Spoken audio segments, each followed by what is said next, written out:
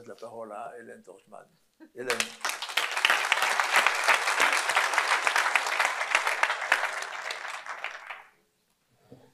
Je prends ma petite bouteille d'eau, c'est plus simple.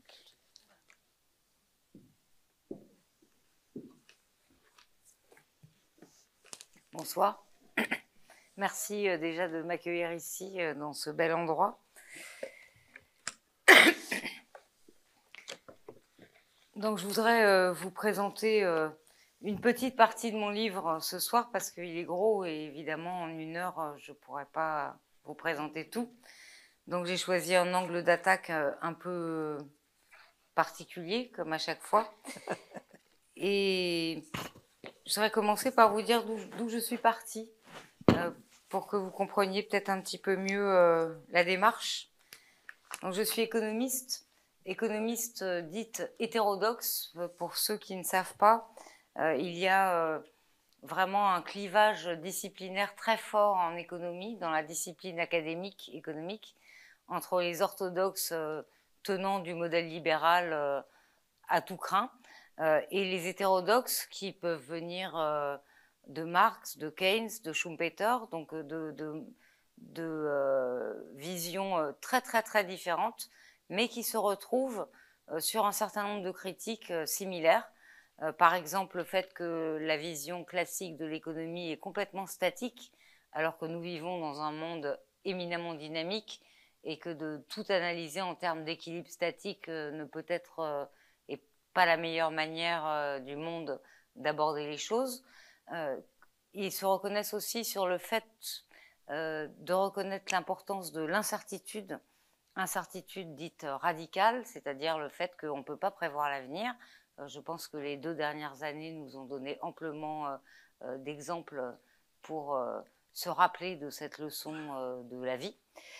Et du coup, voilà, donc je viens de ce milieu-là, et en fait, j'ai été frustrée du fait que mes collègues hétérodoxes s'intéressaient essentiellement à une critique du marché dans sa forme institutionnelle, la course au profit, à l'accumulation du capital, mais ne réfléchissaient pas vraiment à la place de la technique dans la dynamique du capitalisme contemporain, depuis la révolution industrielle quand même. Et mon hypothèse principale de départ, de travail, mon hypothèse théorique, que je ne développe pas vraiment dans ce livre, mais que j'espère développer dans un livre futur, plus court, espérons aussi, c'est que le capitalisme industriel, donc, qui est quand même le système qui nous a menés dans l'impasse écologique dans laquelle nous sommes aujourd'hui, c'est-à-dire quand même 2 siècles de capitalisme industriel nous ont menés là où nous sommes d'un point de vue écologique. Donc il faut se poser des questions sur le fond de ce système et qu'est-ce qui fait que nous sommes arrivés là.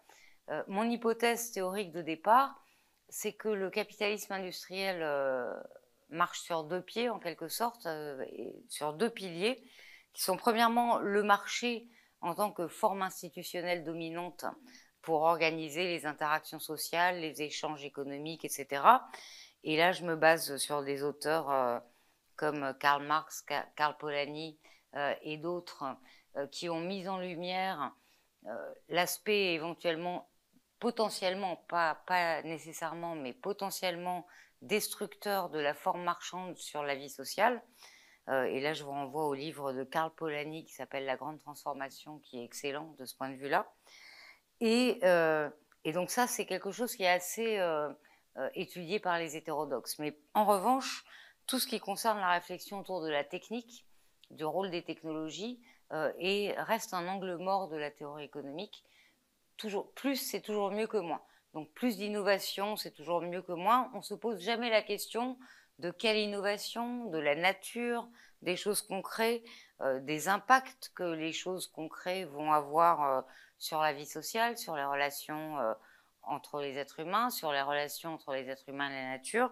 Tout ça, c'est encore une fois un angle mort, et c'est ça qui m'a vraiment motivée dans l'écriture de ce livre, c'est de réintroduire le questionnement autour de la nature de la technique dans ces réflexions plus générales sur le capitalisme industriel. Alors la technique, je l'entends au sens de Jacques Ellul, principalement, comme de la recherche de l'efficacité en toute chose, mais aussi de pas mal d'autres auteurs, même ça fait résonance avec ce qu'a pu écrire Max Weber, grand sociologue du début du XXe siècle, qui voyait le capitalisme comme un grand processus de rationalisation, de calcul de toutes les activités humaines, donc calcul, rationalisation, mesure, et ça résonne beaucoup avec la vision d'Ellul. Et d'autres auteurs aussi qui m'ont beaucoup aidé. Ensuite, j'arrête avec mes références, mais juste pour vous donner un petit peu d'où je parle. D'autres auteurs qui m'ont beaucoup influencé, c'est Ivan Illich et sa critique de la société industrielle. Alors, je sais, c'est des références qui datent, on me l'a fait remarquer d'ailleurs assez souvent dans les séminaires, mais néanmoins, il me semble que c'est toujours d'actualité. Et aussi Gunther Anders et Hannah Arendt qui ont écrit de très belles pages sur le rôle de la science et la place de la science et de la technique dans nos sociétés. Donc voilà, c'est un peu le background théorique duquel je parle, mais que je ne développerai pas plus, mais c'est là. Donc, mon point de départ, encore une fois, c'est le constat de la dégradation écologique catastrophique à laquelle nous faisons face aujourd'hui.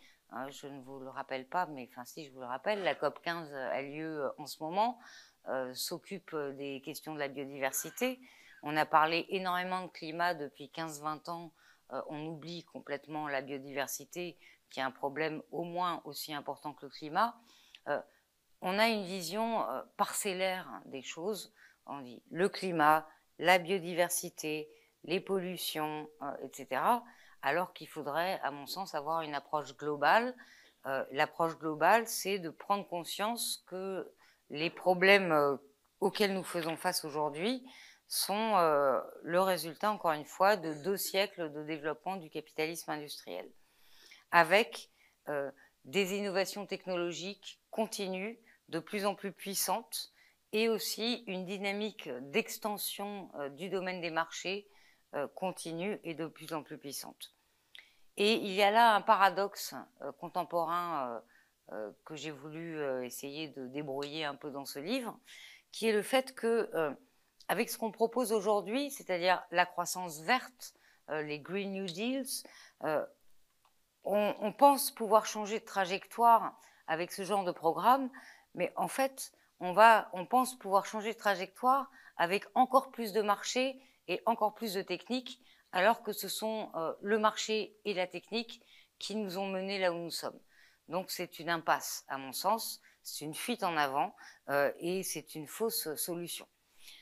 Et donc c'est ça que j'aimerais essayer. Bon, en 1 heure de temps, c'est un peu rapide, mais je vais essayer de vous donner un peu une image générale de la chose. Et puis dans la discussion, on pourra avoir discuté de détails un peu plus précis. Donc je vous demande de m'excuser à l'avance si mon propos est un peu général, mais c'est pour essayer de vous donner une vision globale en 1 heure, ce qui n'est pas tout à fait facile. Donc je voudrais cerner les contours du régime de capitalisme qui se met en place aujourd'hui sous les noms de croissance verte, transition écologique, bioéconomie, Green New Deal. Enfin, il y a tout un nouveau langage qui se développe à ce propos. Tout est vert, évidemment. Est-ce que c'est vraiment capable de sauver la planète? Encore une fois, ma réponse est non. Non, parce que c'est une poursuite et un approfondissement même du même mode de production qui nous a menés là où nous sommes. Donc, si nous continuons dans la même voie, évidemment, nous ne sommes pas sortis de l'auberge. Donc, j'aimerais donner à voir ce que l'on fait concrètement sous les termes de transition écologique, énergétique, croissance verte, Green New Deal, bioéconomie, tout ça. Qu'est-ce qu'on fait concrètement derrière tous ces termes?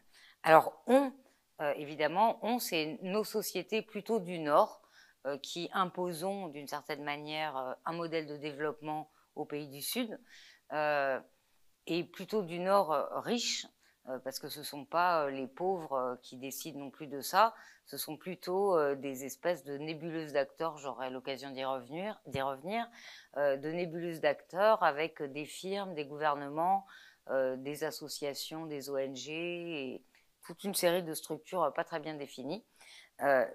Mais le résultat, c'est que nous, en tant que société, nous nous dirigeons dans un chemin qui n'est pas le bon. Donc je procéderai en 2 parties d'inégale longueur, excusez-moi. Premièrement, ce qu'on appelle la convergence NBIC, je vais vous expliquer dans un moment ce que c'est. C'est une utopie scientiste, dont encore une fois je vais définir dans un moment ce que c'est, et qui est un peu le nouveau paradigme technoscientifique dans lequel se trouve aujourd'hui nos sociétés, et qui diffuse absolument de partout, dans tous les plans gouvernementaux, on va en retrouver des traces vraiment de partout. Donc c'est important de comprendre ce qui se passe à ce niveau-là, d'un point de vue quasiment idéologique. Et deuxième temps de mon intervention, je voudrais dérouler un fil parmi les diverses fils que j'aurais pu dérouler pour présenter ce livre, un fil qui est celui de l'artificialisation du vivant et l'appropriation de la nature par les firmes, qui posent quand même d'énormes problèmes qui, me semble-t-il, devraient être adressés rapidement et qui ne le sont pas pour l'instant. Donc premièrement, la convergence NBIC, de quoi parle-t-on? Il y a eu en fait une conférence il y a 20 ans, en 2001 exactement, aux États-Unis, qui s'appelait Converging Technologies to Enhance, améliorer, the Human Performance. Donc pour améliorer les performances humaines, on va faire converger les technologies NBIC, N pour nanotechnologie, B pour biotechnologie, I pour sciences de l'information et C pour sciences de la cognition, c'est-à-dire en gros les neurosciences aujourd'hui. On s'est aperçu, les scientifiques se sont aperçus il y a déjà au moins une vingtaine d'années que ces différentes disciplines convergeaient d'un point de vue scientifique disciplinaire et pouvaient se fertiliser ensemble, des fertilisations croisées. Et d'ailleurs, la plupart des techniques aujourd'hui qui font les techniques de la concurrence internationale entre les firmes et les États aujourd'hui, donc les enjeux de compétitivité majeurs aujourd'hui, dérivent de cette convergence NBIC telle qu'elle a été présentée dans ce rapport qui est paru un an après la conférence en 2002. Alors la conférence en question, c'était organisée par la National Science Foundation, qui est l'équivalent américain du CNRS, qui réunissait des firmes, des militaires, des scientifiques et des politiques, en gros.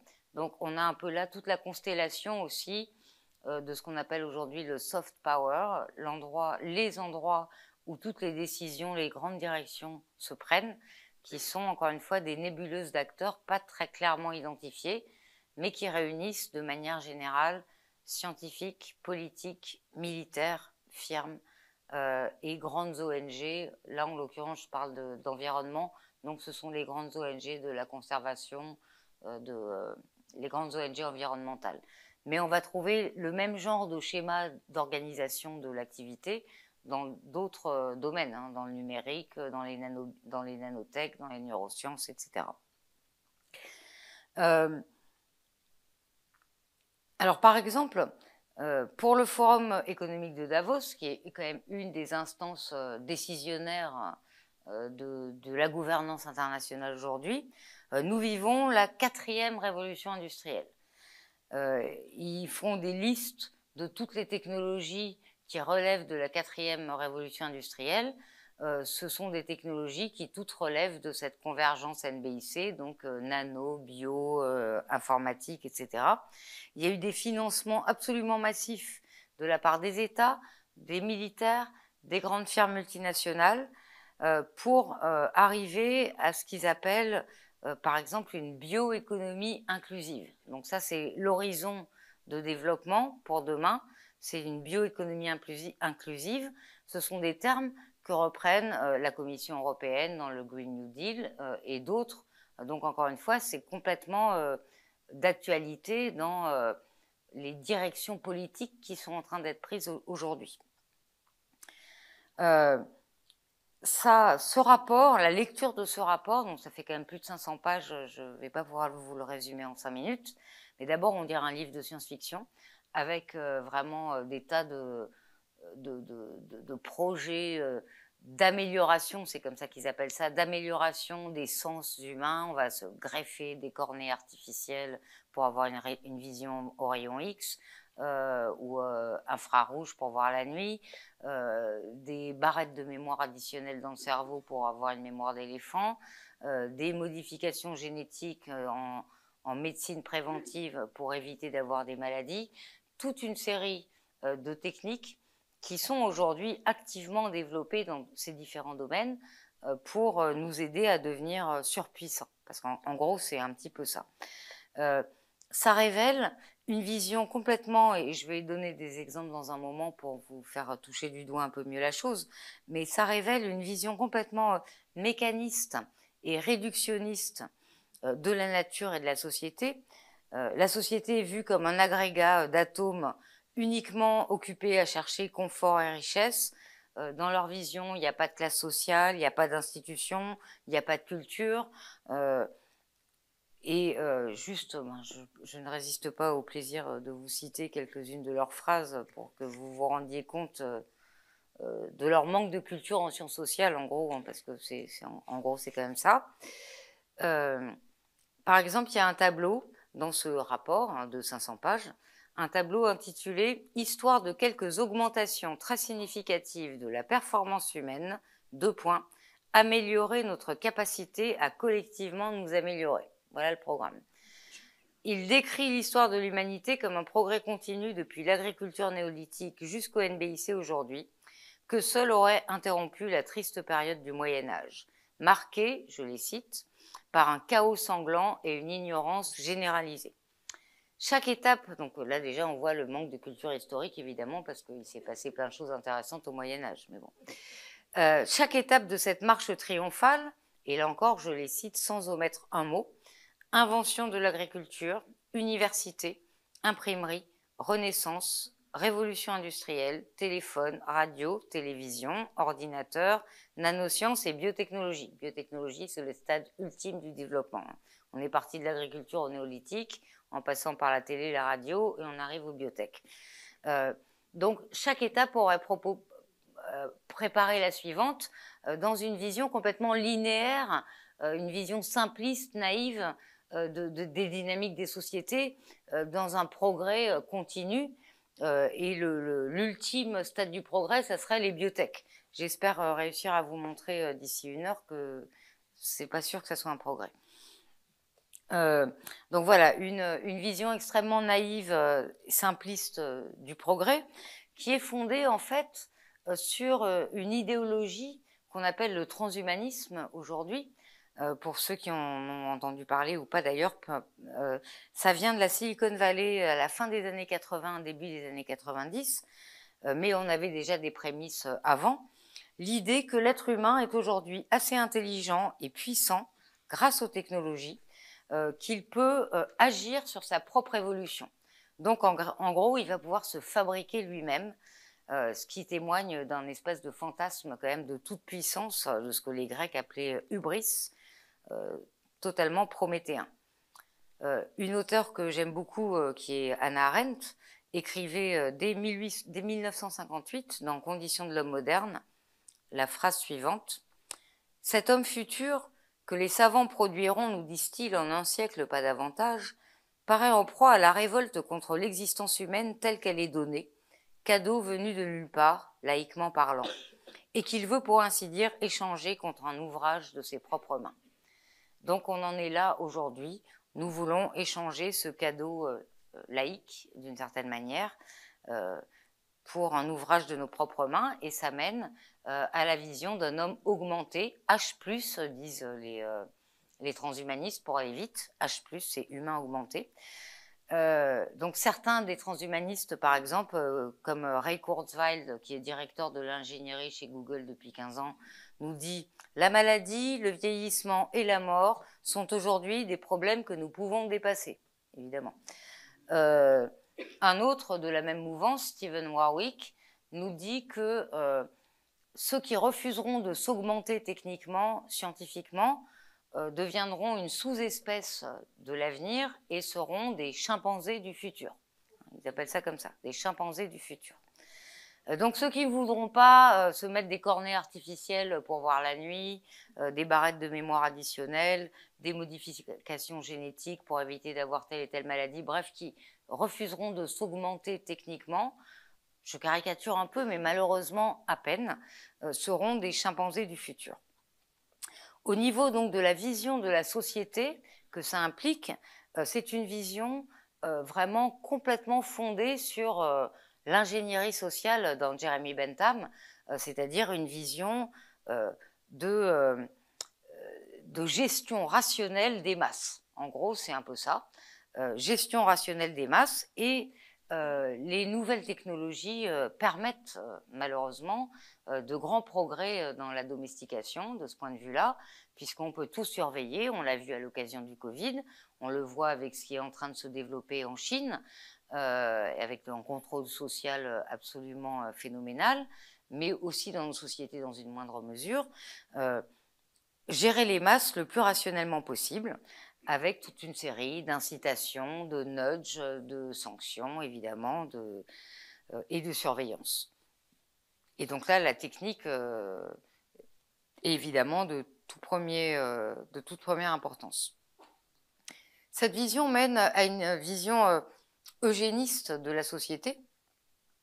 Je vous renvoie par exemple au discours de quelqu'un comme Laurent Alexandre en France, qui voit clairement deux classes de citoyens, les augmentés, supérieurement intelligents, qui auront le droit à tout, et les non augmentés, les chimpanzés du futur, qui vivront au minimum social. Donc par exemple, eux, ils sont pour un minimum de richesse pour permettre aux pauvres non augmentés de survivre quand même, parce qu'on ne va pas les laisser mourir sur le bord de la route, mais ça sera au minimum.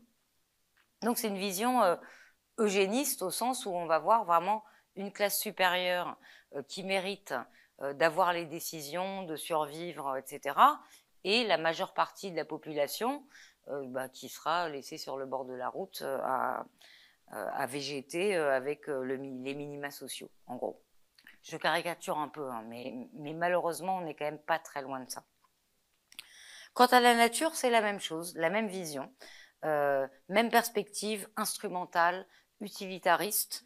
L'environnement, déjà le terme environnement n'est pas un bon terme. L'environnement, ça voudrait dire c'est ce qui est autour de nous. Hein. Nous faisons partie de l'environnement, de la nature, et le terme environnement laisse entendre que nous n'en faisons pas partie, que nous sommes au sommet de la pyramide, et c'est sans doute un des problèmes actuels.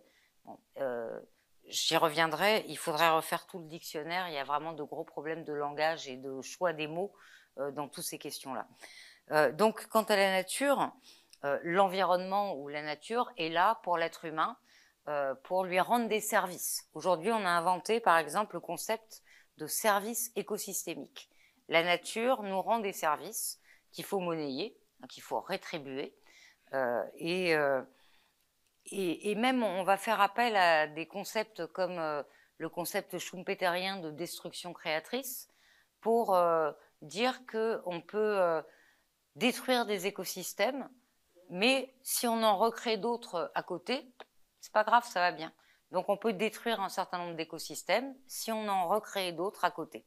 Donc voilà, encore une fois, la toute-puissance humaine est convoquée à l'appel de la lutte contre la dégradation de l'environnement, alors même, encore une fois, me semble-t-il, que c'est cette toute-puissance excessive qui a mené à la dégradation, cette absence de limite qui nous a mené à la dégradation.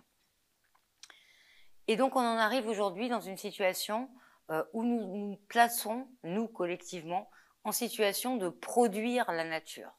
Et je vous donnerai des exemples précis dans un moment, mais c'est là que nous nous situons aujourd'hui. Nous allons produire une nature artificielle.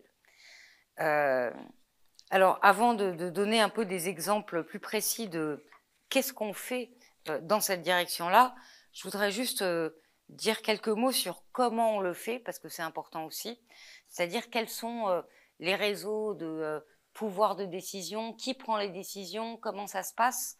C'est extrêmement compliqué à comprendre. En fait, quand on rentre dans les détails, qu'on essaye de voir comment est fait un choix technologique plutôt qu'un autre, comment on décide de poursuivre le nucléaire ou au contraire de l'arrêter, et tout ce genre de choix qui concernent quand même a priori tout le monde et tout un chacun. En fait, ces choix sont pris dans des instances qui ne sont absolument pas démocratiques, qui réunissent énormément d'acteurs, mais dont à peu près aucun n'a une légitimité politique. Donc ça réunit qui?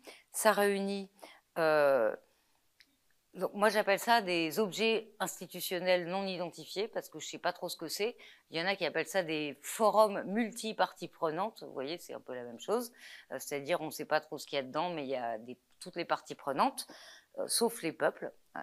Donc la gouvernance mondiale aujourd'hui se fait essentiellement à travers ce genre d'objets institutionnels non identifiés, de forums multiparties prenantes. On va avoir évidemment le forum de Davos, on va avoir le World Business Council on Sustainable Development, on va avoir un grand nombre d'ONG, là je parle des aspects écologiques, on va avoir des grandes ONG environnementales comme le WWF, The Nature Conservancy et d'autres. On va avoir évidemment des universités, des chercheurs, qui sont financés, je vous le rappelle, sur fonds publics, donc ce sont vos impôts et les miens qui finançons tout ça. Fonds publics, y compris des militaires, parce que les militaires sont très présents dans toutes ces recherches, au niveau des recherches, hein, pas après au niveau de l'industrialisation moins, mais au niveau du financement des recherches, les militaires sont très très présents, y compris dans les biotech. Des grandes firmes, évidemment, elles sont toujours là, partout, des fondations, en particulier la fondation Bill et Melinda Gates, la fondation Rockefeller, mais aussi d'autres. Mais bon, Gates et Rockefeller, encore une fois, dans mon domaine, qui sont un peu les relations entre les sociétés et la nature, dans mon domaine, c'est Rockefeller et Gates qui sont les deux fondations qu'on va retrouver partout. Et quelques États ou quelques émanations des États, un ministère de l'Environnement par-ci, par-là, une instance de l'ONU comme l'UNEP, le fonds pour le développement de l'ONU, des choses comme ça.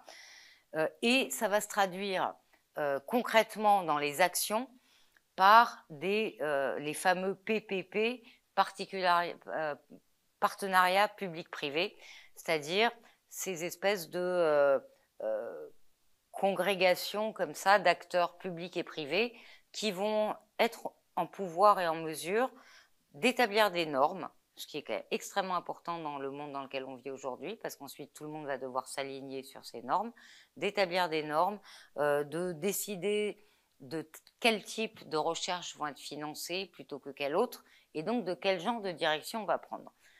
Et donc les décisions sont prises par ce genre de nébuleuse d'acteurs qui ont encore une fois très peu de légitimité politique, et au moment où on demande au peuple de se prononcer, via le fait de voter par exemple par ses représentants des projets de loi au Parlement, toutes les grandes décisions ont été prises avant dans ces décisions-là, dans ces nébuleuses-là. Après, il s'agit de modifier une virgule, un mot, mais pas grand-chose, excusez-moi. Au niveau, les parlements sont laissés avec très très peu de marge de manœuvre pour vraiment décider. Ces choses-là, et en particulier la grammaire de la manière dont sont posés les problèmes, les termes du débat, les concepts dans lesquels vont s'exprimer les problématiques sont décidés en amont dans ces grandes structures informelles que sont ces forums multiparties prenantes. Donc ça, c'est valable pour tout ce que je vais raconter ensuite. Dans mon livre, je donne des exemples. Là, je n'aurai pas le temps d'en donner beaucoup, mais vous en trouverez. Mais en tout cas, c'est le mode d'exercice du pouvoir est celui-là. Voilà. Donc ça, c'est pour comment on le fait. Maintenant, qu'est-ce qu'on fait? Eh bien, on artificialise, et c'est donc ma deuxième partie. Non, pardon, oui, ma deuxième partie. Qu'est-ce qu'on fait? On artificialise considérablement la nature. On continue alors, le terme d'artificialisation est peut-être pas le bon non plus. Je vous demanderai votre avis. Je ne sais pas très bien, avec des amis, on discute depuis longtemps sur quel serait le terme qui décrirait le mieux l'évolution à laquelle on fait face. Donc je ne sais pas vraiment quel est le terme adéquat. Moi j'appelle ça pour l'instant artificialisation et appropriation du vivant. Vous trouverez peut-être d'autres termes, j'en serais ravie. Mais en tout cas, je vais vous raconter un peu ça. Alors, donc artificialisation, appropriation de la nature en deux temps. Premier temps, le B de NBIC, donc les biotech. Qu'est-ce qu'on fait au niveau des biotech, sachant encore une fois que ce qui se passe au niveau des biotech, on va le trouver dans les N, les I, les C et dans des tas d'autres disciplines scientifiques, encore une fois, qui ont perdu un peu de leurs frontières. On va trouver ça un peu partout. Donc c'est assez représentatif en fait de ce qui se passe de manière générale. Que font les biotech aujourd'hui? On a des avancées extrêmement rapides dans la manipulation des génomes. Depuis les premiers OGM qui datent des années 90, on est aujourd'hui à ce qu'on appelle les New Plant Breeding Techniques, MPBT, ou ce qu'on appelle les nouveaux OGM, sur lesquels plus personne ne se pose des questions à part quelques vieux militants anti-OGM, et pourtant ce sont des questions absolument cruciales et centrales. Donc les nouveaux OGM qui utilisent les techniques qu'on appelle de manière très générale les techniques d'édition du génome. Je mettrai des guillemets parce que, donc, comme CRISPR-Cas9, si vous avez entendu parler de CRISPR, ça c'est typiquement une technique d'édition des génomes. Édition des génomes, pourquoi entre guillemets? Parce que là encore, c'est l'idée que nos gènes sont mal écrits, mal orthographiés, et qu'on va les éditer pour en faire des versions correctement orthographiées. Donc on est typiquement dans une vision transhumaniste d'améliorer nos génomes pour en faire des versions plus performantes, correctes, sans maladie, sans déficience de mémoire à partir de 60 ans, enfin voilà, tout ce genre de choses. Et donc on est complètement dans ce paradigme-là, je pense malheureusement assez transhumaniste. Alors, qu'est-ce que ça veut dire faire des biotechnologies? Ça veut dire que les inputs de l'activité productive, les processus de production et les outputs de l'activité productive sont des processus vivants. Pour pouvoir développer industriellement des activités qui utilisent comme input, comme processus ou comme output des processus vivants, il faut pouvoir se les approprier. Or, jusqu'en 1980, tout ce qui était vivant était hors du domaine de la brevetabilité. Donc les industriels ne pouvaient pas déposer de brevets et s'approprier leur nouveau processus de production qui allait manipuler des formes vivantes pour produire de nouvelles formes vivantes. Tout ça n'était pas appropriable et donc du coup tout ça n'était pas de nature à se transformer en industrie compétitive puisqu'on ne pouvait pas se l'approprier. Résultat, il y a eu un lobbying extrêmement fort des startups de l'époque dans un certain nombre de grandes entreprises et des États, en particulier de l'État américain, mais pas que, pour des raisons de recherche de compétitivité, ont poussé contre toutes leurs traditions, en particulier les États-Unis avec une tradition chrétienne de 2 siècles ou plus qui mettait le vivant en dehors du domaine de la brevetabilité, ont poussé à ce qu'on reconnaisse qu'on puisse breveter le vivant. Donc déposer des brevets sur des gènes, des micro-organismes, des variétés végétales, des races animales, etc. Et donc ça a été fait en 1980 par un arrêt de la Cour suprême aux États-Unis, l'arrêt dit Chakrabarty. Ça a été fait en 1995 par l'OMC, tout nouvellement créé, dans un article qui enjoint à tous les adhérents de l'OMC de développer un droit de la propriété intellectuelle sur le vivant dans leur texte, sinon ils ne peuvent pas adhérer à l'OMC. Donc là, c'est quand même coercitif. Hein. Si vous voulez adhérer à l'OMC, vous êtes obligé d'introduire un droit de la propriété intellectuelle sur le vivant. Et ça a été fait en 1998 en Europe. avec la directive sur les inventions biotechnologiques de juillet 98 qui codifie les conditions sous lesquelles on peut breveter des organismes vivants, des processus vivants. Et depuis ce moment-là, donc ça fait quand même pas très longtemps, on va dire 20-30 ans, les gènes, les micro-organismes, les variétés végétales, les races animales sont devenus des ressources pour les activités industrielles, de nouvelles ressources pour de nouvelles industries.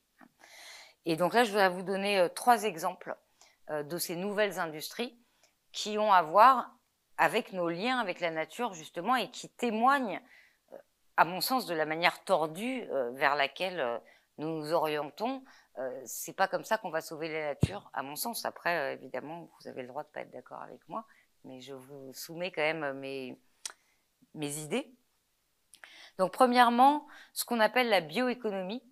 La bioéconomie, c'est au cœur du Green New Deal, du pacte vert européen, du Green New Deal américain. Donc, de toutes les stratégies de transition écologique aujourd'hui, la bioéconomie est au cœur de ça. De quoi s'agit-il? L'idée, c'est de remplacer tout ce qui était fait par la pétrochimie auparavant par une transformation de la biomasse.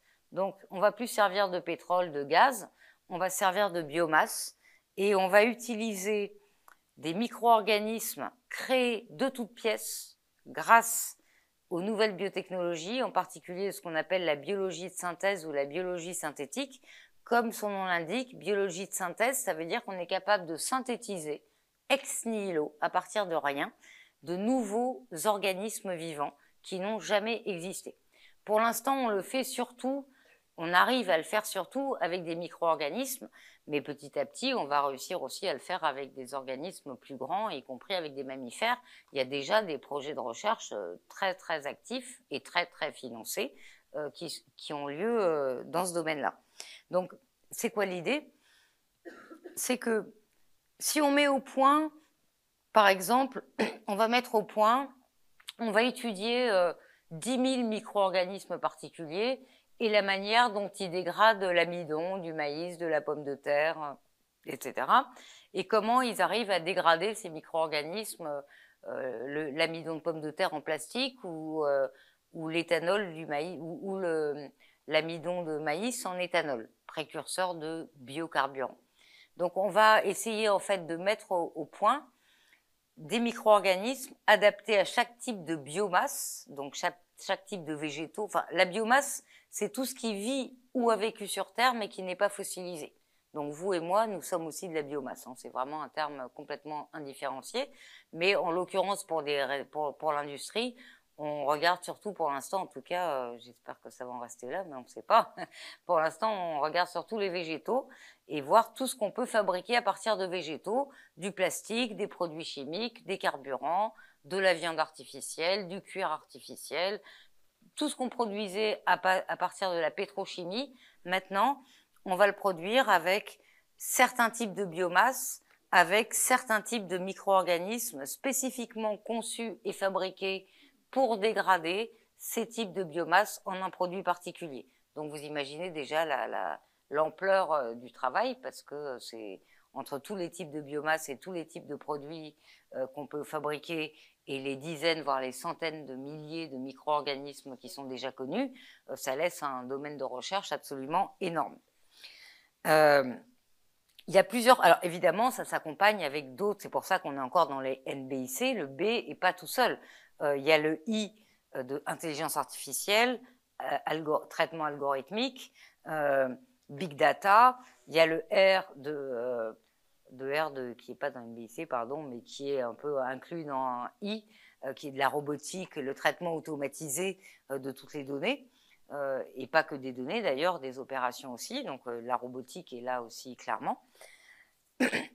Un des résultats quand même très problématiques de ce virage que nous sommes tous en train de prendre, c'est qu'on va avoir besoin de plus en plus de biomasse. S'il faut remplacer le pétrole et le gaz naturel par de la biomasse, il va nous falloir détruire toutes les forêts existantes, il va nous falloir utiliser toutes les terres agricoles qui pour l'instant produisent de la nourriture pour mettre des arbres à croissance rapide, des peupliers, des pins, pour pouvoir transformer ces arbres à croissance rapide en plastique, en carburant et je ne sais quoi. Donc il y a quand même un très gros danger de ce point de vue-là sur l'utilisation des sols, avec un risque tout à fait clair que, on parle beaucoup aujourd'hui des problèmes de comment nourrir une population croissante, mondiale croissante, sans hausse des rendements agricoles. En fait, la question, elle serait très facile à résoudre si on acceptait de laisser les terres à l'agriculture vivrière, c'est-à-dire à l'agriculture qui nourrit les gens. Aujourd'hui, il faut savoir qu'environ 3/4 de la nourriture consommée dans le monde est produite par la petite paysannerie, les fermes familiales, les petites fermes, sur 1/4 des terres cultivées. Donc 3/4 de la nourriture produite sur 1/4 des terres cultivées. Ils n'émettent que 10% des gaz à effet de serre produits par l'agriculture. Ils utilisent environ 20% des ressources en eau utilisées par l'agriculture et ils produisent 3/4 de la nourriture. À l'inverse, l'agriculture industrielle, qui produit donc des cultures industrielles qui sont destinées non pas à la nourriture directe en tout cas, mais à l'alimentation pour le bétail, aux biocarburants, au plastique et de plus en plus donc à toutes ces nouvelles choses de la bioéconomie, utilise 3/4 des terres agricoles pour ne produire à peine 1/4 de la nourriture consommée dans le monde, émettent 90% des gaz à effet de serre produits par l'agriculture et utilisent 80% des ressources en eau utilisées par l'agriculture. Au niveau des fonds financiers, l'agriculture industrielle absorbe au moins 90% du capital qui est alloué en recherche et développement à l'agriculture, contre 10% à l'agroécologie qui est pourtant l'avenir. Voilà. Donc il y a un vrai problème d'utilisation des sols et de choix d'utilisation des sols par rapport aux enjeux planétaires qui sont les nôtres aujourd'hui. Et le virage vers la bioéconomie n'est peut-être pas une bonne nouvelle, ou en tout cas, elle vient à l'encontre de la volonté de nourrir la population croissante de la planète. Ça, c'était le premier point. Deuxième point, toujours sur cette question d'artificialisation, je voudrais donner d'autres exemples de comment les gènes sont devenus des ressources. Là, c'est plus particulièrement le cas, enfin, c'est vrai dans un grand nombre de domaines, en particulier en santé, mais aussi en agriculture, sur ce qui concerne les semences. Les semences, c'est la base de la chaîne alimentaire mondiale. Sans semences, il n'y a pas de plantes. Sans plantes, il n'y a pas d'animaux. Donc, si on n'a pas de semences, on n'a rien à manger. Donc, le secteur économiquement parlant des semences est relativement faible en termes de milliards, mais par contre, stratégiquement parlant, il est absolument crucial parce que qui contrôle le secteur des semences contrôle la base de la chaîne alimentaire mondiale. Par ailleurs, il faut bien comprendre, et là je me réfère donc à Jacques Ellul en particulier de son analyse de la technique, il a plusieurs manières de qualifier la technique. Il parle en particulier de ce qu'il appelle l'insécabilité de la technique. Le fait que la technique, au sens où il l'entend, on ne peut pas vraiment la découper en morceaux, on prend tout. Et avec le cas des OGM, c'est un exemple vraiment typique. C'est-à-dire, si on décide de cultiver des OGM, ça veut dire qu'on va faire de la grosse agriculture industrielle intensive sur des grandes surfaces, avec mécanisation, avec chimie.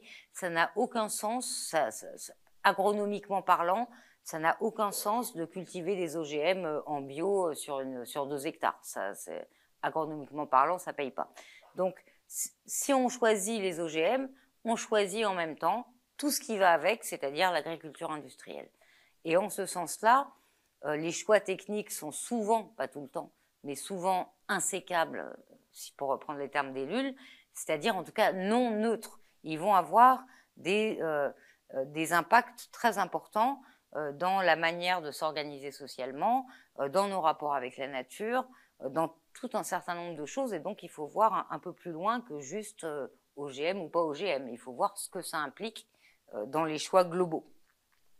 Et donc, ce qu'on observe depuis 20 ou 30 ans et le développement des OGM dans le secteur des semences, c'est que du coup, les OGM sont devenus non pas encore prépondérants, mais se développent beaucoup Pourquoi?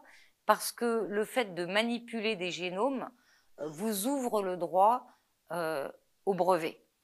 Si vous prenez une variété qui existe déjà et que vous la transformez par des transformations naturelles de sélection croisement habituelles, comme on a fait pendant des siècles, on relève d'un droit qui n'est pas le droit des brevets, qui est un droit particulier aux plantes qui s'appelle le droit des obtentions végétales, qui est beaucoup moins dur en termes de droit de propriété et d'exclusivité que les brevets.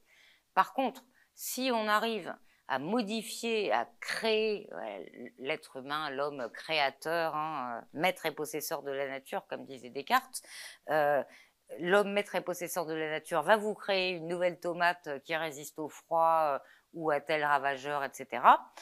Et bien là, ça mérite un brevet. Et en fait, c'est pour ça essentiellement que ces grandes firmes se sont lancées dans les OGM. C'est non pas pour les avantages agronomiques qui sont très faibles, voire inexistants, voire même quelquefois négatifs, ça dépend des cas, c'est compliqué, on ne peut pas avoir de jugement définitif, mais en tout cas, il n'y a rien de particulièrement probant. Mais par contre, ce qui est sûr, c'est qu'ils peuvent déposer des milliers, des dizaines de milliers de brevets sur des séquences génétiques et ils ne s'en privent pas. Donc aujourd'hui, on a des centaines de milliers de séquences génétiques qui sont sous propriété privée des grandes firmes. Une étude récente de 2018 sur des séquences génétiques marines.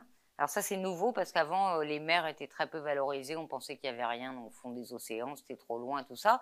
Là on s'est rendu compte qu'il y avait des milliers de micro-organismes en particulier qui vivaient dans les conditions extrêmes des grands fonds qui pouvaient être intéressants, avoir des propriétés biologiques intéressantes pour créer par exemple des nouvelles variétés. Certains militants appellent ça climate ready, résistante au climat, résistante au changement climatique en particulier, en exploitant ces grandes résistances que peuvent avoir ces organismes qui vivent dans les conditions extrêmes des grands fonds. Résultat, ils ont fait une étude sur 13 000 séquences génétiques marines concernant 862 espèces qui vont du microbe au cachalot. 47% de ces séquences génétiques sur 13 000, 47% sont l'unique propriété de BASF, géant de la chimie et de l'agrochimie, 37% d'autres firmes et seulement 12% des universités. Donc ça veut dire que la recherche publique est complètement larguée en l'occurrence et que ce sont les entreprises privées qui sont en train de s'approprier cette immense pool, et c'est infini, vous imaginez, il y a des projets par exemple pour séquencer tous les organismes vivants de la Terre. Bon, ils sont fous parce qu'évidemment, c'est impossible. Il y a des millions et des millions d'espèces. On ne connaît même pas le quart des micro-organismes qui créent le sol, par exemple. Donc, rien que l'idée de dire en 10 ans, il dit ça, c'est au forum de Davos, il y a un texte là-dessus, en 10 ans, on va décoder l'ensemble de tous les génomes de tous les organismes vivants. Évidemment, c'est juste impossible. Mais pourquoi veulent-ils faire ça? C'est parce qu'ils vont pouvoir déposer des brevets ensuite et s'approprier du coup la rente qui va avec la propriété intellectuelle. Et là, il y a quelque chose de très grave qui est en train de se passer, c'est que plus la recherche scientifique remonte vers l'amont des processus, c'est-à-dire vers la théorie pure, vers la recherche fondamentale, plus ce qui va être breveté concerne les processus au fondement de la vie sur Terre. Si on regarde un truc très en aval sur la résistance particulière d'une plante à tel ravageur, on va breveter un processus particulier qui code pour cette résistance particulière au ravageur. Mais le jour où on commence à travailler sur la photosynthèse, qu'on commence à travailler sur la fixation de l'azote par les plantes, là, ce qu'on va breveter, ce sont des bouts de code qui codent pour la photosynthèse, pour la fixation de l'azote par les plantes, c'est-à-dire des processus au fondement de la vie sur Terre. Et c'est ce qui est en train de se passer aujourd'hui. Par exemple, il y a un grand programme de recherche qui est mené par... il y a tout un réseau de centres agronomiques de recherche publique qui ont été à l'origine de la Révolution verte. Ça s'appelle les CG. Je vous passe les détails d'acronymes. Une quinzaine de centres de recherche agronomique de par le monde public, donc financés par nos impôts, tous. Il y en a un qui s'occupe, ils sont spécialisés par espèces. Donc, il y a un centre pour le maïs et le blé, un centre pour le riz, un centre pour la patate, etc. Le centre pour le riz qui se trouve aux Philippines ou en Indonésie, je ne sais plus, l'IRI, est sur un programme de recherche financé très largement par la fondation Bill et Melinda Gates, sur transformer le riz en plante C4. Alors, qu'est-ce que ça veut dire? Il y a deux grands types de photosynthèse. C'est un exemple, hein, mais encore une fois, il y en a plein d'autres, mais c'est un exemple représentatif. Il y a la photosynthèse C3. C'est par photosynthèse, les plantes C3 créent des chaînes de carbone, d'atomes de carbone de 3 atomes. Mais il y a quelques plantes qui sont C4, le maïs et la canne à sucre en particulier, qui par photosynthèse créent des chaînes d'atomes de 4 atomes, des chaînes de carbone de 4 atomes, et donc elles poussent plus vite. Donc c'est plus intéressant en termes de rendement, de performance. L'idée des scientifiques de l'IRI, c'est de transformer des plantes C3 en plantes C4. Donc ils se sont attaqués au riz pour essayer de transformer le riz en plante C4. On fait pareil sur la fixation de l'azote par les plantes. Il y a une certaine classe de plantes qu'on appelle les légumineuses. En fait, ce sont toutes les plantes à cos, les pois, les haricots, le soja, les fèves, etc., qui ont la capacité extrêmement intéressante de fixer l'azote atmosphérique par leurs racines grâce à une symbiose avec des mycorhizes. Et du coup, ils absorbent l'azote qui est dans l'atmosphère et ils le restituent dans le sol. Résultat, on n'a plus besoin des engrais azotérus, en l'occurrence, hein, si on faisait ça, vraiment. Et les Indiens, les Amérindiens, pendant des siècles, ont cultivé des associations de cultures où ils mettaient à chaque fois une légumineuse. Ils ne savaient sans doute pas pourquoi en termes de chimie du sol et tout ça. Néanmoins, ils voyaient que ça amenait des bons résultats et ils cultivaient ce que du nord au sud du continent, ils ont appelé les trois sœurs. C'était courge, une association de courge, haricots, maïs. Haricots, c'est une légumineuse. Ça nourrit le sol en azote, ça permet des meilleurs rendements, des meilleures cultures. Et on n'a pas besoin d'engrais chimiques. Et donc là aussi, les docteurs Folamour de la biologie de synthèse se sont attelés à transformer des céréales en légumineuses. Voilà. Et donc, le problème, c'est qu'ensuite, ils vont déposer des brevets sur tout ça. Et on n'est pas à l'abri un jour, pas encore aujourd'hui, mais je ne sais pas quand ça peut arriver, mais malheureusement, vu l'évolution, ça risque d'arriver, de voir Bayer Monsanto nous dire un jour, ah ben non, c'est la photosynthèse, c'est à moi. Voilà. Parce que petit à petit, ils sont en train de déposer des brevets sur ces processus de base. Et donc ça, c'est quand même, me semble-t-il, assez inquiétant. Donc ça, c'était le deuxième exemple de cette artificialisation du vivant. J'irai vite sur le troisième, parce que je vois que je parle trop longtemps, qui est sur la conservation de... Non, ça, je vais même pas en parler, pardon. Deuxième grand aspect, la conservation de la biodiversité, où là aussi, on voit une artificialisation du vivant absolument incroyable. On a vu un changement de paradigme à la fin des années 80, au début des années 90, dans les politiques de protection de la nature. Avant, on essayait de sanctuariser des espaces en termes de parcs naturels, de réserves, en disant personne ne rentre, voilà. À partir de la fin des années 80, on a dit non, ça ne marche pas. Il y a 15% des espaces qui sont sous statut réserve naturelle et la biodiversité continue de diminuer. Il faut trouver autre chose. Résultat, la Convention sur la diversité biologique, qui a été signée en 92 au sommet de la Terre à Rio, prône d'associer les acteurs économiques à la conservation de la biodiversité et prône ce qu'ils appellent la mise en œuvre d'instruments de marché. Market-based instruments. Donc, on va mettre des instruments de marché, c'est-à-dire des incitations monétaires pour les firmes, en particulier, qui polluent, à polluer moins. Et pour cela, on a redéfini la nature en capital naturel qui rend des services écosystémiques. C'est-à-dire un capital qui rend des flux de services écosystémiques. Et on accepte dans ces cas-là, du coup, là encore, on va compter le nombre. Alors, il y a plein de services, il y a plein de catégorisations des différents services. Il y a eu des tas d'exercices menés sous l'égide de l'ONU dès 2005 par le Millennium Ecosystem Assessment et puis d'autres. Aujourd'hui, on a même un grand organisme dédié qui est l'équivalent du GIEC pour la biodiversité qui s'appelle l'IPBES, qui a été créé en 2012. Donc, ils ont refait des catégorisations des différents services. En gros, il y en a une vingtaine. Services d'approvisionnement, services de régulation, par exemple la régulation des flux hydriques, la régulation du climat, l'absorption de carbone par les forêts. Tout ça, ce sont la pollinisation. Tout ça, ce sont des services que nous rend la nature. Et en fait, bêtes que nous étions, nous avons détruit tout ça parce que ça n'avait pas de valeur monétaire. Donc, il suffirait de leur donner un prix. Et comme ça va coûter cher de le détruire, ça va nous rapporter de la protéger, et donc les acteurs vont la protéger. Voilà, CQFD. C'était l'idée.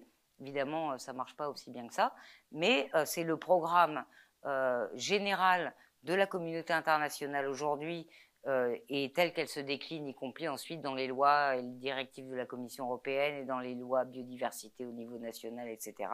C'est l'idée de valoriser les services écosystémiques. Alors attention avec le langage, hein, comme le langage est piégé de partout, il faudrait réfléchir à chaque mot qu'on emploie, parce que service écosystémique, ça veut déjà dire évidemment qu'on a une vision complètement anthropocentrique de la nature.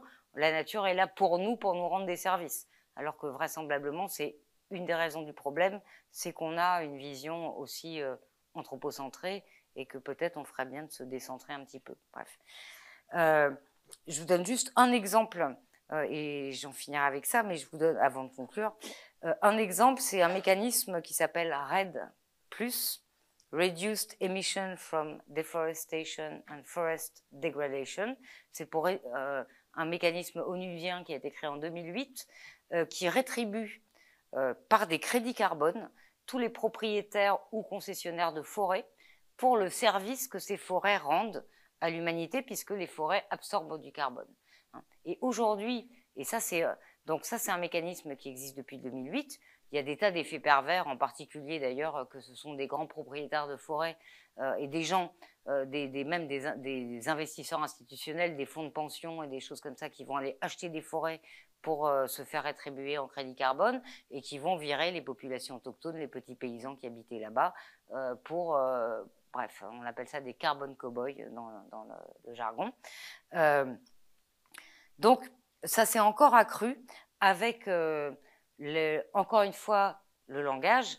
Le nouveau terme à la mode depuis les accords de Paris, c'est la neutralité carbone. Donc, on ne dit plus on va réduire les émissions, on dit on va être neutre en carbone. Ça veut dire quoi? Si on ne réduit pas les émissions, c'est pas grave, enfin, c'est pas grave. Il faut réduire les émissions, mais si on continue à avoir des émissions positives, le tout, c'est qu'on arrive à avoir aussi des émissions négatives, c'est-à-dire à absorber le carbone qu'on émet pour être neutre. Et donc aujourd'hui, tous les objectifs climatiques sont exprimés en termes de neutralité carbone, c'est-à-dire on émet d'une part, on absorbe de l'autre. Donc il y a des tas de mécanismes comme REDD+, et d'autres. Il y a même ce qu'on appelle l'agriculture carbone aujourd'hui, c'est proposé par la Commission européenne, pour inciter les acteurs, les gros acteurs économiques, hein, c'est pas vous et moi, hein, les gros acteurs économiques, à investir, à acheter des dizaines, des centaines, des milliers d'hectares de terres, des fois cultivables, qui vont planter en monoculture de pins, de peupliers, etc., parce que ça pousse vite et ça va absorber beaucoup de carbone tout de suite.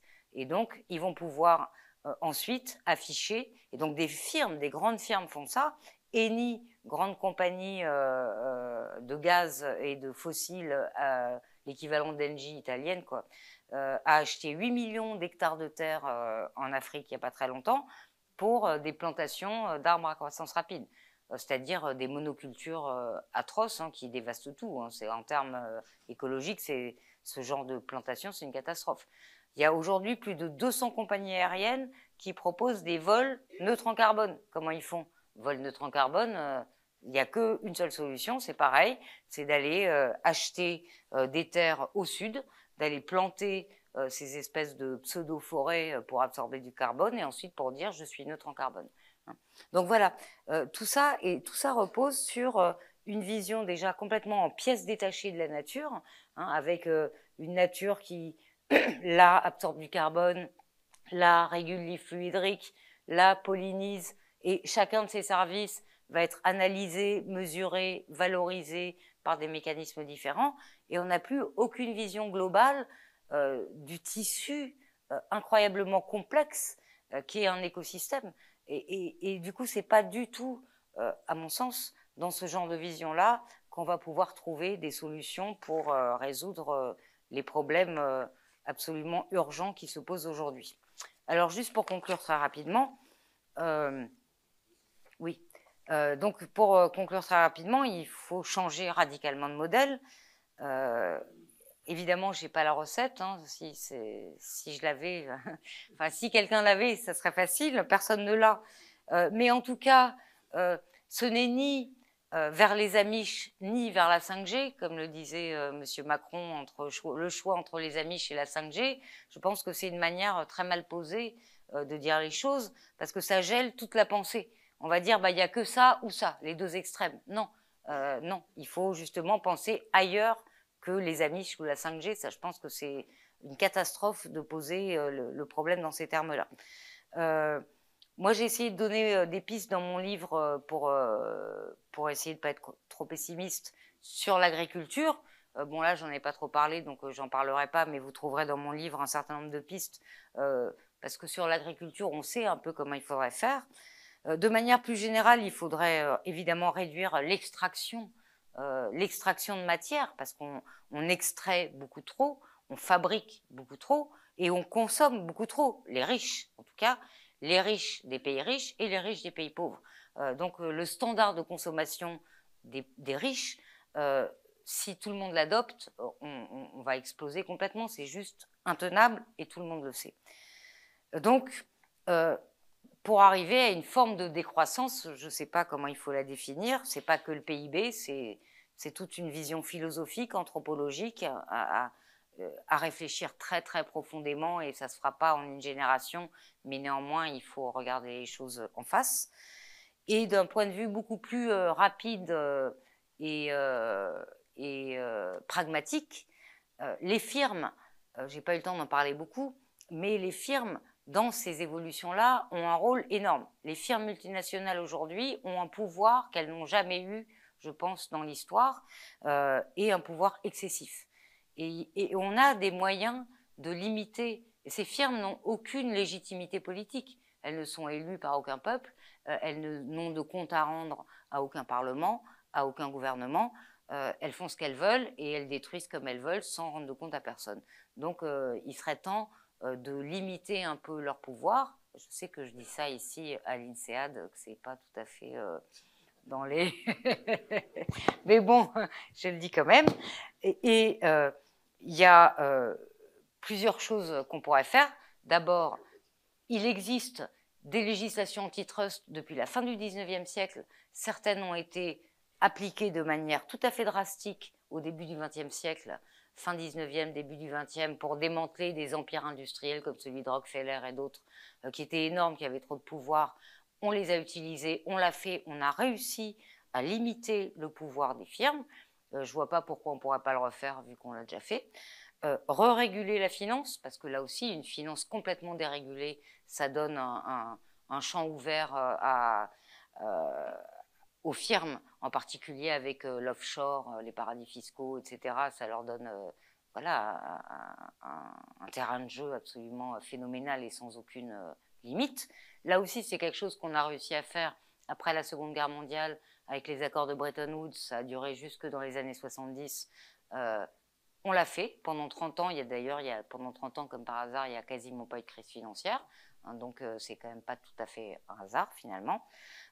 Et puis, limiter le libre-échange dans un certain nombre de domaines, comme par exemple l'agriculture et les produits alimentaires, parce que ça a des conséquences, les variations de prix extrêmement volatiles sur des marchés hyper spéculatifs que sont les marchés de matières premières, soumis au libre-échange international, ça a des conséquences dramatiques pour un grand nombre de pays. Donc voilà, déjà, on pourrait faire des choses maintenant. Voilà, je m'arrête.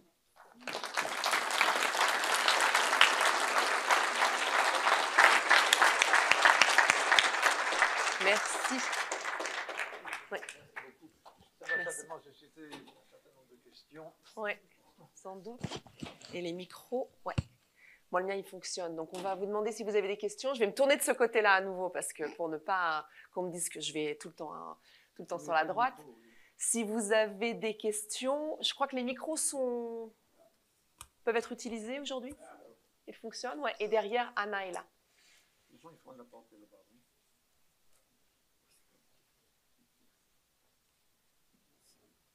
Voilà, je vous remercie beaucoup de cet exposé extrêmement brillant, madame, mais qui est quand même très alarmant. Et je voudrais quand même opposer ce pessimisme et ce danger quand même à des visions qu'on voit tous les jours dans notre société, vers une société davantage de partage. Et je vois ça à l'échelle individuelle, là où auparavant des grandes maisons occupées par une seule famille disposant de tout le confort, on voit maintenant des grandes maisons divisées en appartements. Premier étage, c'est le service partagé du linge, de la buanderie.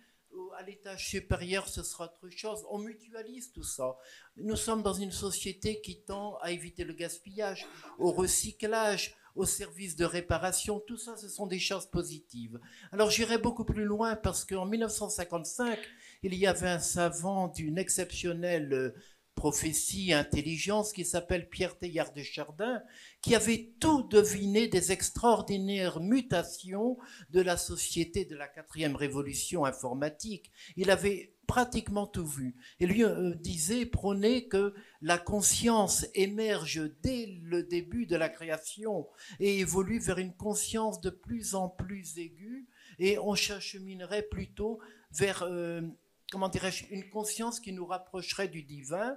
Et cela, ce serait à l'opposé de l'homme-dieu, l'homme qui égalerait Dieu, l'homme le surhumain d'une élite. Merci, monsieur. Et donc, votre question est...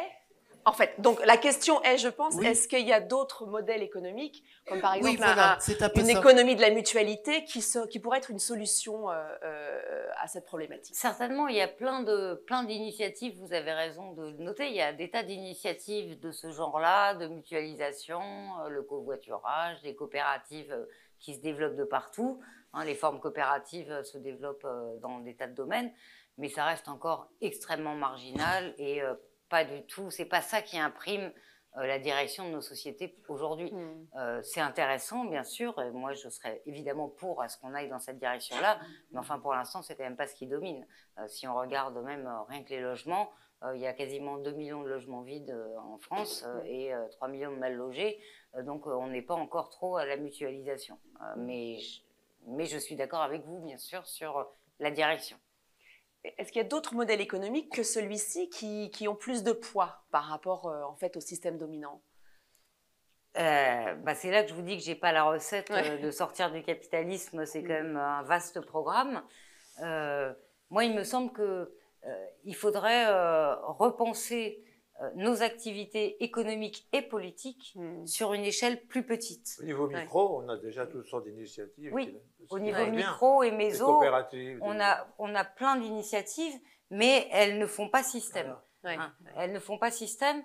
Et pour qu'elles fassent système, il faudrait penser une autre articulation, mais c'est énorme, il faudra travailler avec des géographes, etc. L'articulation des territoires, si on relocalise, tout le monde aujourd'hui quasiment est quand même d'accord sur l'importance de relocaliser en tout cas au moins une partie de la production. On a bien vu à l'occasion de la crise du Covid, on n'arrive même plus à fabriquer du Doliprane. Bon, il y a un vrai problème de délocalisation excessive et donc de dépendance extrême au niveau de la division internationale du travail. Donc relocaliser, il y a quand même beaucoup de gens qui seraient d'accord pour ça. Mais comment on le fait ? C'est extrêmement compliqué parce que ça veut dire aussi que les consommateurs acceptent de ne pas pouvoir manger de fraises, d'avocats, de mangues en hiver, par exemple, de manger les produits locaux. Donc ça veut dire, bon, c'est beaucoup de choses. Mais ceci dit, moi, je reste optimiste là-dessus en pensant qu'il faut avancer sur toutes ces directions-là en même temps et que, espérons encore une fois que un certain nombre de ces initiatives qui existent déjà fassent un peu tache d'huile et finissent par s'articuler. Et comment, je ne sais pas très bien, encore une fois, j'ai malheureusement pas la réponse à la question. Monsieur ici. Oui, bonsoir. Les acteurs des nébuleuses que vous nous avez présentées et qui choisissent à notre place et qui nous forcent à prendre un virage vers un avenir dystopique sont clairement complètement dérangés. Est-ce qu'il y a un début d'émergence ou d'une opposition, d'une résistance à ce phénomène? Non. À ce que je vois, moi, je me sens très seule, par exemple. Même dans mon métier donc d'économiste, hein, nous sommes extrêmement peu nombreux à tenir ce genre de discours. 90 voire 95% de mes collègues ne pensent pas du tout comme moi. Quand ils m'entendent parler, ils me disent retourne garder tes chèvres en Lozère. Bon, voilà. Donc malheureusement, je vois pas beaucoup d'opposition vraiment forte. Après, il y a une opposition qui vient de la gauche traditionnelle en disant le pouvoir du capital, des multinationales, etc. Mais souvent, ils se trompent un peu d'ennemis, quoi. C'est-à-dire, enfin, d'ennemis. Des raisons pour lesquelles il faudrait s'opposer. Et du coup, c'est pas vraiment actif. Donc, non, c'est pour ça que je suis contente de pouvoir venir vous parler pour essayer de diffuser un peu ce genre de choses. Je pense qu'il serait temps que les gens se réveillent un peu. Il y a plein de choses, encore une fois, dans les interstices de la société, comme vous le disiez, il y a des tas d'expériences locales qui essayent de faire les choses autrement, de réfléchir autrement et tout ça. Mais c'est très très loin de former système, quoi. Mais on a quand même une conversation sur la décroissance, en tout cas en France, qui semble émerger un peu, non? Oui. Ou pas? Oui, tout à fait. Bah, ça, c'est, je pense, je dirais, grâce à Delphine Bateau, qui au moment de la primaire des écolos, s'est déclarée, elle, pour la décroissance. Elle a dit le gros mot dans la campagne, et elle a obligé un peu les autres à se positionner autour de ça.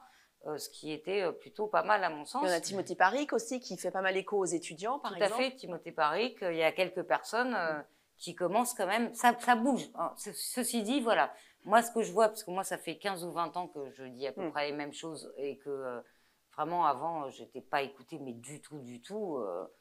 Aujourd'hui, je sens quand même une certaine écoute. Je sens que le discours a un peu changé. Que mes collègues me répondent alors qu'avant ils faisaient comme si j'existais pas. Donc petit à petit, il y a quand même quelque chose qui bouge, mais ça bouge lentement alors qu'il y a urgence, quoi. Moi, je continue du coup. Vous avez parlé en fait du besoin de changer de modèle économique. Vous avez parlé aussi peut-être des solutions qui pourraient venir autour des firmes avec plus de régulation et de sanctions. Au niveau du citoyen tel qu'on est tous là dans la salle, on a notre droit de vote, hein, bien sûr, pour certaines idées.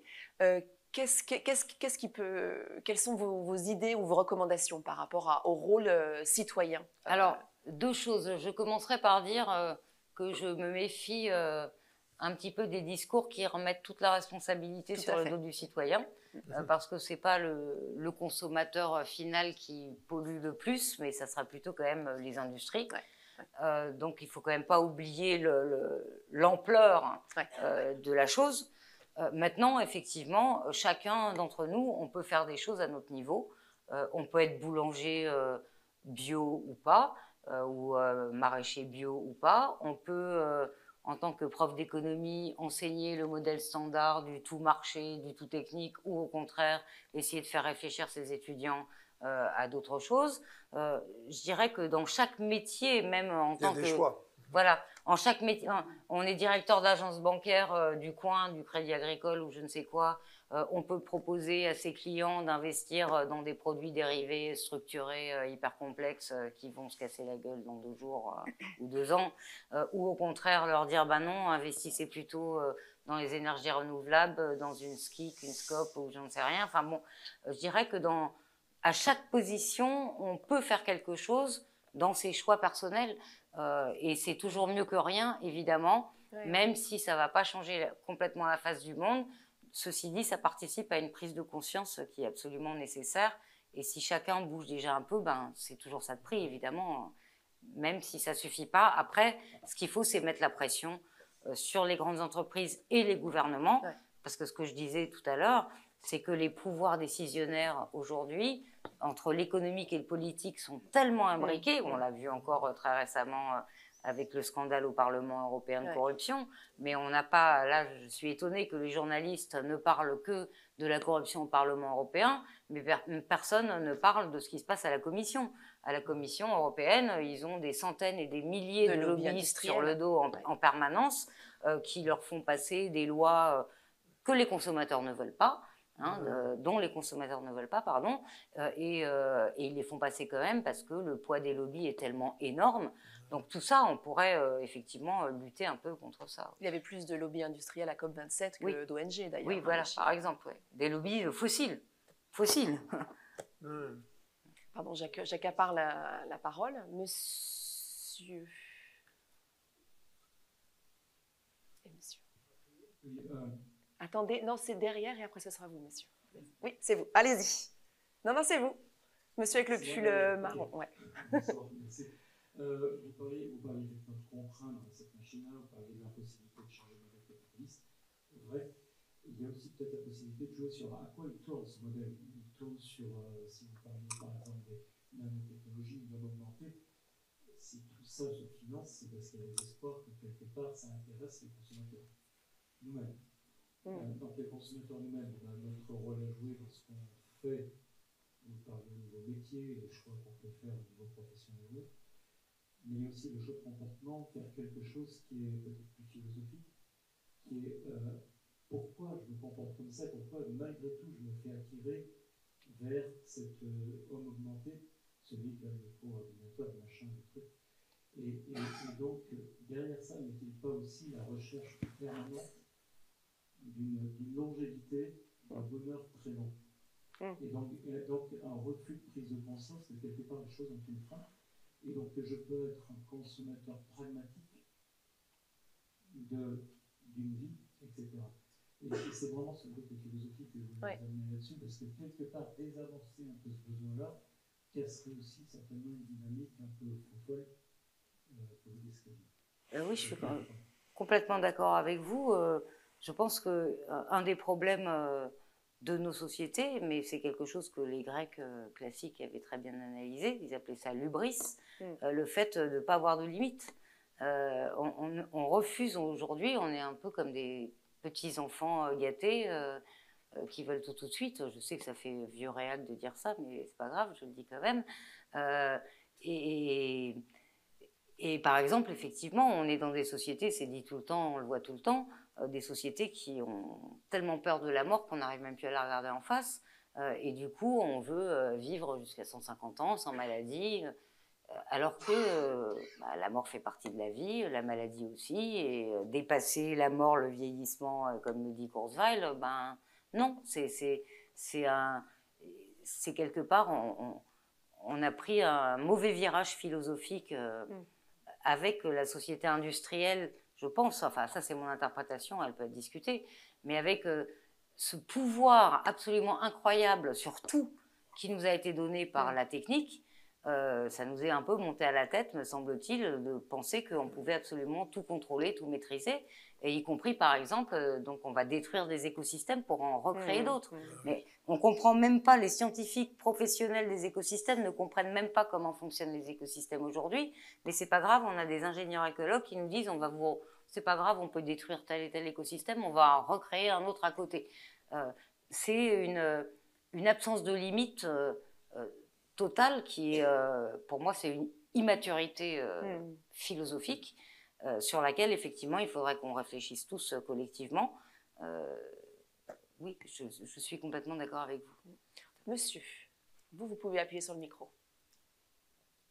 Oui, suite à ce que vous avez dit, je comprends maintenant pourquoi AXA possède plus de 20 000 hectares de forêt en France.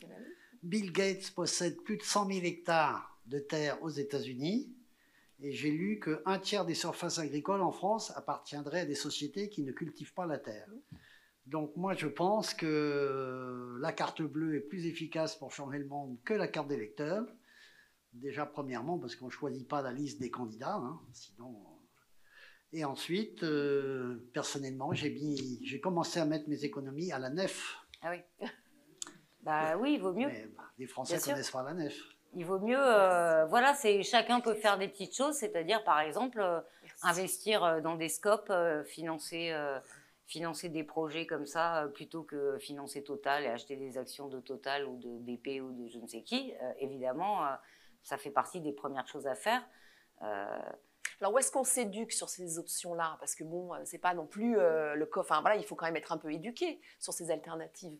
Est-ce qu'il y a des sites, des associations? Et oui, il y a quand même un certain nombre de journaux et de sites militants qui vont être jugés peut-être extrémistes, mais qui pour moi ne le sont pas tant que ça. Enfin, après, on n'est pas obligé d'être d'accord avec tout ce qu'ils disent, mais enfin, néanmoins, il y a quand même des informations, des journaux comme La Décroissance, comme même Le Canard enchaîné des fois, ou qui parlent d'alternatives diverses et variées. C'est sûr qu'il n'y a rien qui centralise vraiment tout ça, à ma connaissance. Nos banques locales, en tout cas, ne nous offrent pas ces alternatives, non. Clairement. Une toute dernière, avant qu'on rentre tous au chaud chez nous. Eh bien non, il n'y en a pas. Si. Ah, si, monsieur. Si, regardez ça arrive. Dernièrement, j'ai relu de la démocratie américaine de Tocqueville. Et quand on me parle du poids des consommateurs, ça me fait doucement rigoler. On a l'exemple à ces jours-ci avec la Coupe du Monde du football, où les consommateurs, ce qu'ils veulent simplement, comme le disait Tocqueville, c'est que l'État, la puissance publique, règle leurs petits problèmes matériels de tous les jours et surtout assure le divertissement. On n'avait pas parlé de la Coupe du Monde. Que répondre? On n'avait pas parlé de la Coupe du Monde, on avait fait le Qatar à la commission. Oui, il y a quelque chose que certains ont analysé dans les sciences sociales déjà depuis longtemps, qui s'appelle l'aliénation, qui est le fait qu'effectivement, une grande partie des gens en tout cas, ne recherchent que le petit confort matériel et surtout pas de trop réfléchir parce que c'est fatigant et ça peut mettre dans des situations inconfortables alors qu'on recherche que le confort. Là aussi, il faudrait peut-être changer un peu de priorité ou s'interroger un petit peu sur cette recherche du confort et du côté pratique. C'est comme on va accepter n'importe quelle technique en disant c'est pratique, y compris les gadgets les plus débiles qui vous enlèvent toute capacité de décision. Je ne sais pas si vous regardez une voiture aujourd'hui, il n'y a plus besoin de rien faire quasiment. Vous conduisez plus, c'est la voiture qui conduit à votre place presque. Et je sais pas, moi par exemple, j'aime conduire, je suis contente d'avoir à conduire ma voiture plutôt qu'elle conduise à ma place. Mais à chaque fois, on va me dire, mais non, quand même, tu ne peux pas refuser ça, c'est pratique, c'est le confort, etc. Donc effectivement, là, il y a toute une rééducation un peu à faire de notre part à tous. Et ça va chercher loin. Peut-être juste pour conclure sur une note positive, est-ce que je peux vous demander quelle est la chose qui vous rend la plus optimiste? Vous qui avez étudié ça depuis... quelle est la chose qui vous rend la plus optimiste? Deux choses. Ok. D'abord, en agriculture, on sait ce qu'il faudrait faire, c'est-à-dire sortir de l'agriculture industrielle, passer à généraliser l'agroécologie. La plupart des agronomes sérieux, y compris jusqu'à l'ONU, le disent. Et ça, aujourd'hui, on a quand même à peu près un syndicat qui représente 350 millions de paysans, c'est-à-dire le plus grand syndicat au monde qui s'appelle la Via Campesina, qui rassemble toutes ces luttes et qui, bon an, mal an, réussit quand même, pas assez, mais réussit quand même à contrer un peu les assauts du rouleau compresseur industriel. Et donc, à chaque fois que je vois les luttes paysannes qui s'organisent comme ça et qui ont des petites victoires, ça me rend optimiste. Et la deuxième, c'est quand même de voir la nouvelle génération de mes étudiants, par exemple, qui sont beaucoup, beaucoup plus conscients de tous ces problèmes-là. Évidemment, eux, ils ont grandi avec ça, pas nous, qui sont beaucoup plus conscients, qui ont envie de faire des choses, qui sont prêts à des remises en question radicales, qui sont moins aliénés que nous, je dirais. Voilà. Donc ça aussi, ça me rend optimiste. Voilà. Écoutez, je vous remercie beaucoup au nom de tout le monde.